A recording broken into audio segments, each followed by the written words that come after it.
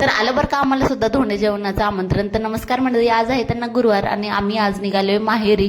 तसं तर सगळं घरातली कामं वगैरे आवरली आणि इतकं ऊन झालं होतं ना जायला, त्याच्यामुळं गाडीवर न जाता आम्ही बसने गेलो, कारण या लहान मुली सुद्धा आमच्या सोबत होत्या.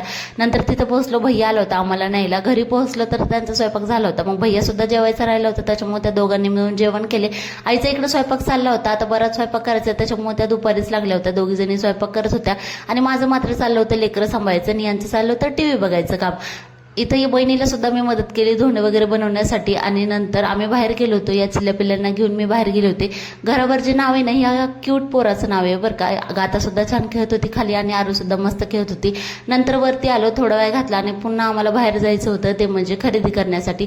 सगळ्यात अगोदर गेलो आम्ही, या पोरींचे ड्रेस वगैरे घेतले तिथं, गाथाचा आणि आरूचा. नंतर मग आईसाठी आणि माझ्यासाठी साडी घ्यायची होती, तीच घेतली. या वर्षीचं धोंडे जेवण खूप छान झालं बरं का. आता त्याचा व्हिडिओ उद्या येईल, कसा वाटला नक्की सांगा आजचा व्हिडिओ. धन्यवाद, सबस्क्राईब करा.